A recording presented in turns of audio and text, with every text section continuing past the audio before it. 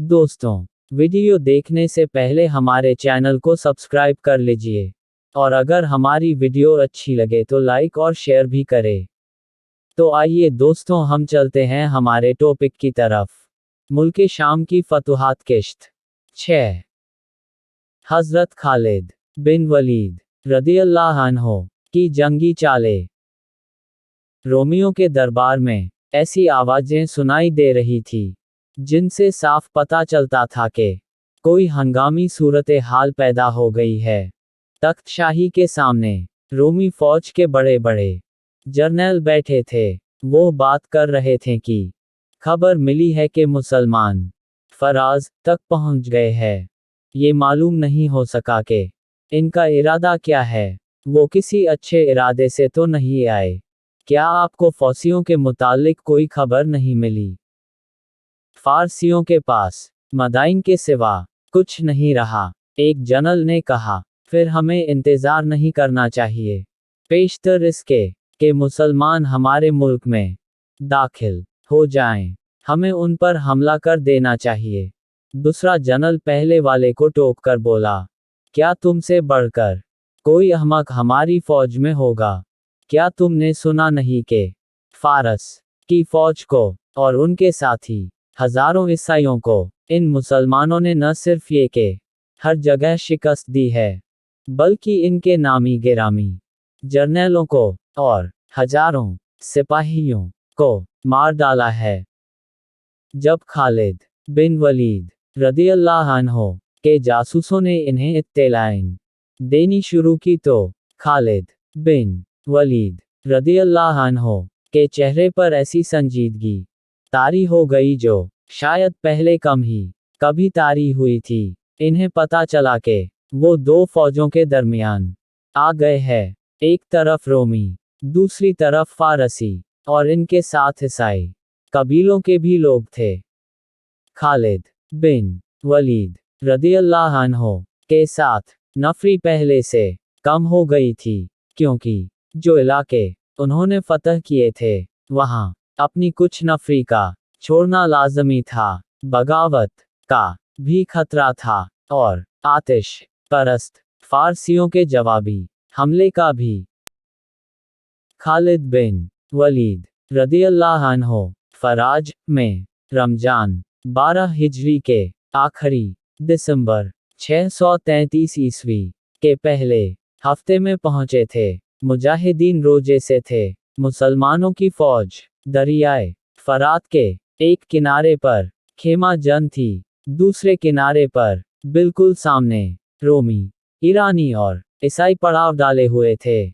दोनों तरफ के संतरी फरात के किनारों पर हर वक्त पहरे पर खड़े रहते और गश्ती संतरी घोड़ों पर सवार दरिया के किनारों पर फिरते रहते थे।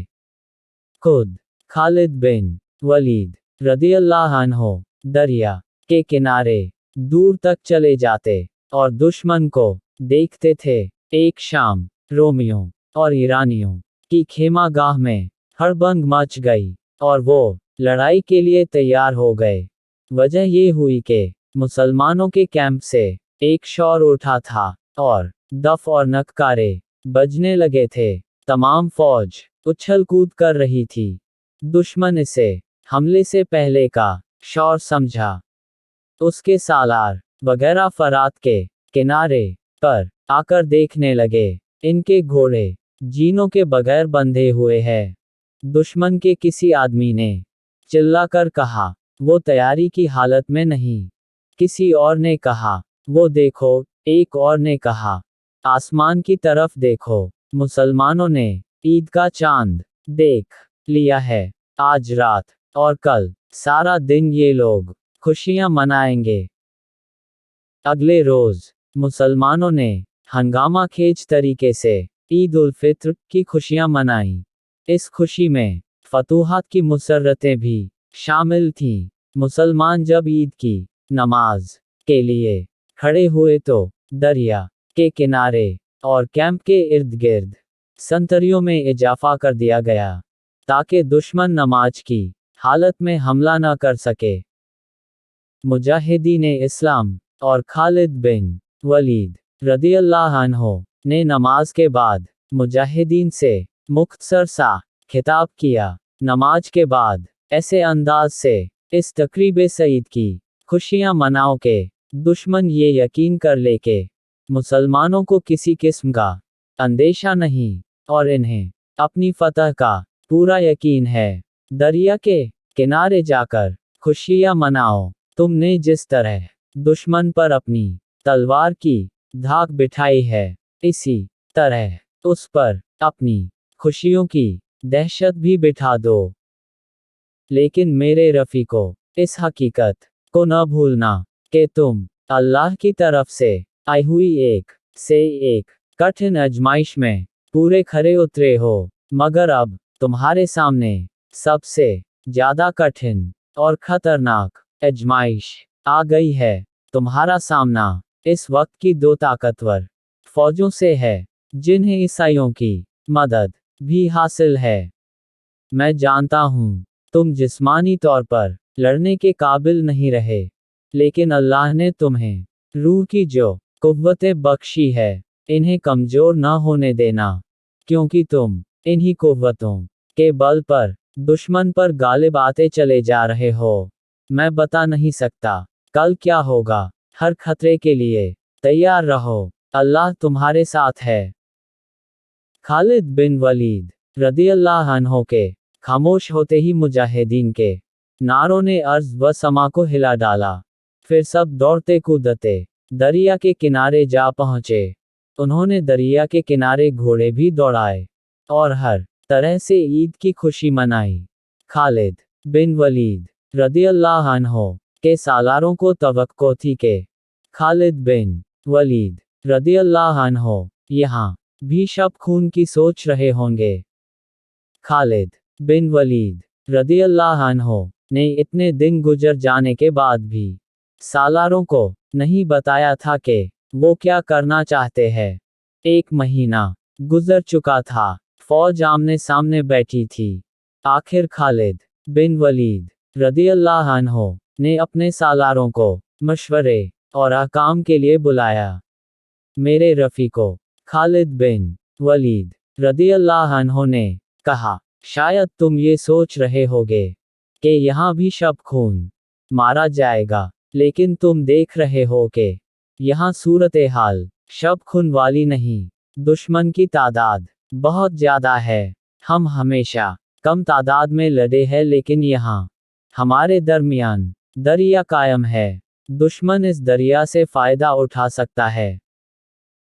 तुमने देख लिया है कि दुश्मन इतनी ज्यादा तादाद के बावजूद हम पर हमला नहीं कर रहा। इससे साफ जाहिर होता है कि वो एहतियात से काम ले रहा है।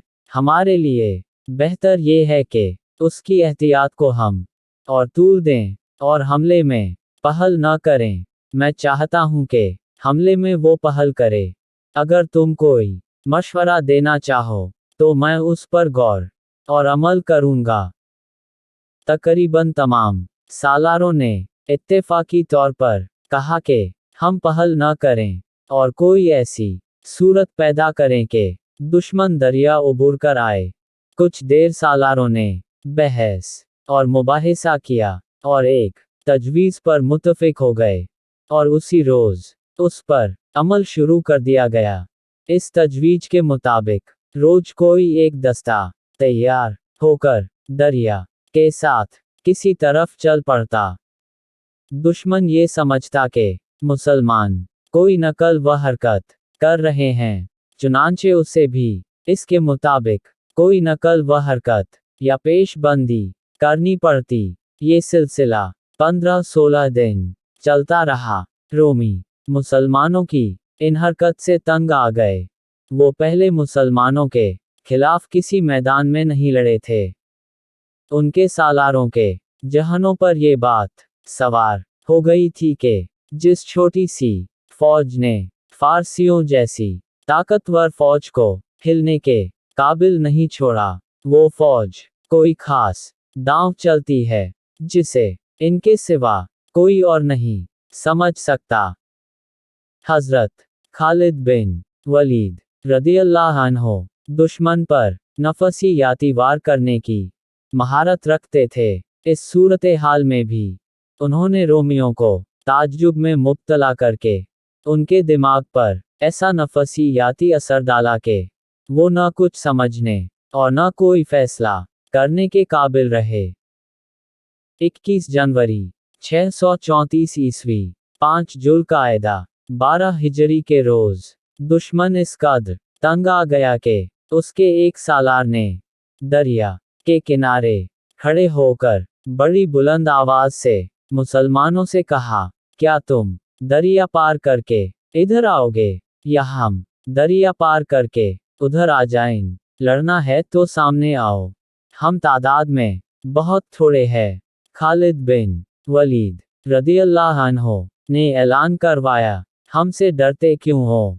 तुम्हारी तादाद इतनी ज्यादा है कि तुम्हें हमसे पूछे बगैर इधर आ जाना चाहिए। फिर संभल जाओ। दुश्मन की तरफ से ललकार सुनाई दी, हम आ रहे हैं। दुश्मन ने दरिया उबूर करना शुरू कर दिया। खालिद बिन वलीद रदियल्लाहु अन्हु ने अपने मुजाहिदीन को दरिया के किनारे से हटाकर कुछ दूर लड़ाई की तरतीब में कर लिया। हस्बे मामूल इनकी फौज 3 हिस्सों में बटी हुई थी और खालिद बिन वलीद रदियल्लाहु अन्हु खुद दरमियानी हिस्से के साथ थे। जंगी मुबस्सिरों ने लिखा है कि खालिद बिन वलीद रदियल्लाहु अन्हु ने दुश्मन के लिए इतनी ज्यादा जगह खाली कर दी कि दुश्मन और इसके पीछे दरिया, इन दोनों के दरमियान इतनी जगह खाली रहे कि इसके अकब में जाना पड़े तो जगह मिल जाए, वरना दरिया इनके अकब की हिफाजत करता। जब दुश्मन मैदान में आ गया तो रोमी जर्नैलों ने फारसियों और ईसाइयों के लश्कर को इनके कबीलों के मुताबिक अलग अलग कर दिया। उन्होंने ईरानी सालारों से कहा कि इस तकसीम से ये पता चल जाएगा कि कौन किस तरह लड़ा है। भागने वालों के कबीले का भी इल्म हो जाएगा। ये तकसीम इस तरह हुई कि रोमी अलग हो गए, मदाइन की फौज उनसे कुछ दूर अलग हो गई और ईसाइयों के कबीले मदाइन की फौज से अलग, और हर कबीले एक दूसरे से अलग अलग हो गए। रोमी जर्नैलों ने ये तकसीम इसलिए भी की थी कि मुसलमानों को भी इस तकसीम के मुताबिक अपनी तकसीम करनी पड़ेगी, जिसके नतीजे में वो बिखर जाएंगे और इन्हें आसानी से शिकस्त दी जा सकेगी। मेरे रफ़ीको खालिद बिन वलीद रदियल्लाहु अन्हु ने दुश्मन को इस तरह तकसीम होते देखकर अपने सालारों को बुलाया और उनसे कहा, खुदा की कसम, दुश्मन खुद अहमक है या हमें अहमक समझता है? क्या तुम देख नहीं रहे कि दुश्मन ने अपनी फौज को किस तरह बिखेर दिया है? दुश्मन ने हमारे लिए मुश्किल पैदा कर दी है। इब्ने वलीद सालार काका बिन उमरों ने कहा, इसके मुताबिक हमें भी बिखरना पड़ेगा। फिर एक एक का मुकाबला 10-10 के साथ होगा। दिमागों को रोशनी देने वाला अल्लाह है। खालिद बिन वलीद रदियल्लाहु अन्हु ने कहा, हम आमने सामने की लड़ाई नहीं लड़ेंगे। सवार दस्तों के सालार सुन लें। फौरन सवार 2 हिस्सों में तकसीम होकर दुश्मन के दाएं और बाएं चले जाएं। पियादे भी इनके साथ रहें और दाएं बाएं पहुंचकर अकब में जाने की कोशिश करें। मैं अपने दस्तों के साथ दुश्मन के सामने रहूंगा। दुश्मन पर हर तरफ से शदीद हमला कर दो। दुश्मन अभी लड़ाई के लिए तैयार नहीं हुआ। चारों तरफ से दुश्मन पर ऐसा हमला करो कि उसकी तकसीम दरहम बरहम हो जाए। अल्लाह का नाम लो और निकल जाओ। रोमी, ईरानी और ईसाई तकसीम हो गए थे, लेकिन अभी लड़ाई के लिए तैयार नहीं हुए थे। खालिद बिन वलीद रदियल्लाहु अन्हु के इशारे पर मुसलमानों ने हर तरफ से उन पर हमला कर दिया। दुश्मन पर जब हमले के साथ हर तरफ से तीर बरसने लगे तो उसके बटे हुए हिस्से अंदर की तरफ होने लगे, और होते होते वो हुजूम की सूरत में एक जगह जमा हो गए। मुसलमान सवारों ने थोड़ी सी तादाद में होते हुए इतने सारे दुश्मन को घेरे में ले लिया। दुश्मन की हालत एक घने हुजूम जैसी हो गई, जिससे घोड़ों के घूमने फिरने के लिए जगह न रही। ईरानी और ईसाई पहले ही मुसलमानों से डरे हुए थे। वो छुपने या पीछे हटने के अंदाज में रोमी दस्तों के अंदर चले गए और इन्हें हरकत के काबिल न छोड़ा। मुसलमान सवारों ने दौड़ते घोड़ों से दुश्मन के इस हुजूम पर तीर बरसाए, जिससे दुश्मन की इतनी बड़ी तादाद और ज्यादा सिमट गई। और इस हालात में प्यादा मुजाहिदीन ने हल्ला बोल दिया। अकब से हमला एक सवार दस्ते ने किया। खालिद बिन वलीद ने अपने तमाम दस्तों को एक ही बार हमले में न झोंक दिया, बल्कि बारी बारी हमला करते थे। खालिद बिन वलीद रदियल्लाहु अन्हु ने ऐसी चाल चली थी कि लड़ाई की सूरत लड़ाई की न रही, बल्कि ये रोमियों, आतिश परस्तों और ईसाइयों का कत्ले-आम था। रोमियों ने दिफाई लड़ाई लड़ने की कोशिश की, लेकिन मैदान उसके जख्मियों और उसकी लाशों से भर गया। सिपाहियों का हौसला टूट गया और वो मैदान से भागने लगे। पीछे जाओ, खालिद बिन वलीद रदियल्लाहु अन्हु ने हुक्म दिया। इनके पीछे जाओ, कोई जिंदा बच कर न जाए। मुजाहिदीन ने पीछा करके भागने वालों को तीरों और बर्छियों से खत्म किया और जंग खत्म हो गई। तकरीबन इस जंग में 1 लाख रोमी, ईरानी और ईसाई मारे गए। एक बहुत बड़ी इत्तेहादी फौज खत्म हो गई। मुसलमानों की तादाद सिर्फ 15,000 से ज्यादा नहीं थी। खालिद बिन वलीद रदियल्लाहु अन्हु 10 दिन वहीं रहे। उन्होंने बड़ी तेजी से वहां का इंतजामी ढांचा मुकम्मल किया। एक दस्ता वहां छोड़ा और 31 जनवरी 634 ईस्वी 25 जुल्कायदा 12 हिजरी के रोज लश्कर को वहां से कूच का हुक्म दिया।